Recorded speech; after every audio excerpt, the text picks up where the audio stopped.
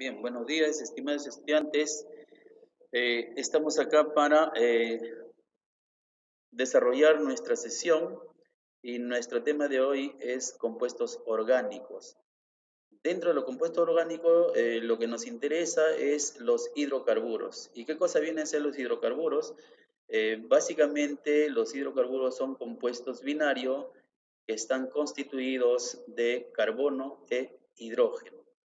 ¿De acuerdo?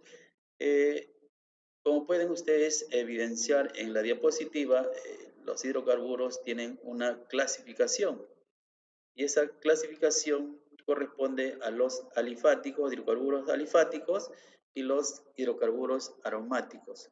Dentro de los alifáticos están los saturados y los insaturados. Lo que nos interesa por el momento, vamos a trabajar los saturados e insaturados, pero previamente en esta primera sesión vamos a trabajar los alcanos que son saturados. Y evidentemente también lo vamos a ver en una segunda sesión, los alquenos y los alquinos. Solamente para recordar que los alquenos tienen una hibridación sp3, los alquenos tienen una hibridación sp y los alquinos tienen una hibridación sp, ¿correcto? Ahora, es importante, antes de entrar de lleno a lo que son los alcanos, es importante que tengan ustedes en cuenta algunos conceptos previos para que no tengan dificultad en el desarrollo de los compuestos orgánicos, ¿de acuerdo? O hidrocarburos. En ese sentido hay que tener en cuenta primero la formulación global, que es CX y HY.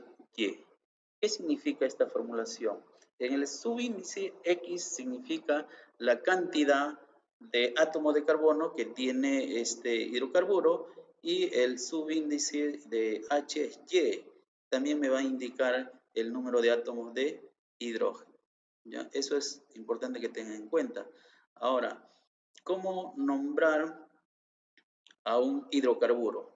Para nombrar un hidrocarburo, primero se nombra la raíz, seguido de la terminación ano, en este caso para los alcanos, para los alquenos, la raíz y la terminación eno, y los alquinos, la raíz con la terminación ino.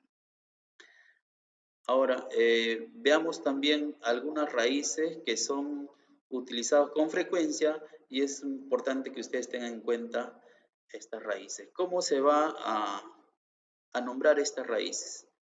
Va a estar en función a un prefijo, pero este prefijo va a tener en cuenta siempre el número de carbonos que tiene este compuesto. Veamos entonces, primero, cuando el compuesto tiene un carbono, va a llevar el prefijo met.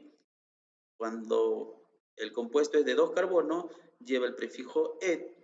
Con 3 carbonos, lleva el prefijo prop. Con 4 carbonos but. Con 5 carbonos pen. Con 6 carbonos ex. Con 7 ep. Con 8 oc. 9 non. Con 10 carbonos dec. Con 11 carbonos undec. Con 12 dodec.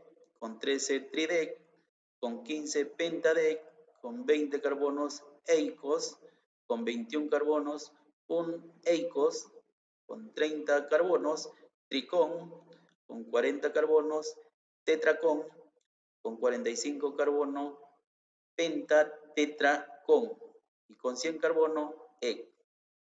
Estos prefijos o raíces deben tener en cuenta como referencia, aunque generalmente no se da hasta 100 o 45, básicamente podemos trabajar quizás hasta 15.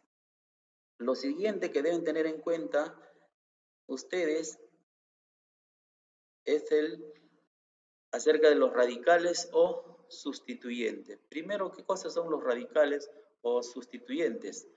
Los radicales vendrían a ser átomos o grupos de átomos que van a reemplazar a un hidrógeno en la cadena principal del hidrocarburo.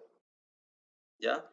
Entonces, eso es importante que tengan en cuenta. Para poder nombrar a un hidrocarburo es importante conocer los radicales, ¿correcto? Veamos algunos ejemplos. ¿Cómo se genera un radical? Un radical se genera a partir de un alcano. Veamos el primer ejemplo. Por ejemplo, el metano nos va a generar un radical. ¿Pero cómo se va a generar ese radical? Ese radical se genera cuando este alcano pierde un hidrógeno. En general, se va a formar los radicales cuando los alcanos pierden un hidrógeno. En el primer ejemplo tenemos que el metano va a perder un hidrógeno. De CH4 va a pasar a CH3. ¿Cómo se nombra este radical? Cambiando la terminación ano por la terminación il.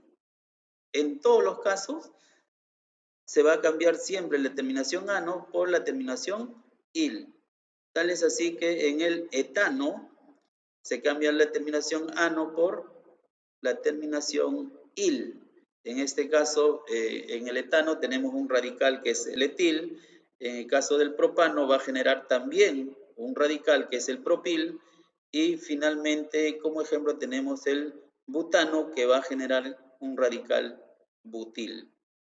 En el siguiente sería el pentano que va a generar un radical que sería el pentil. Y así sucesivamente.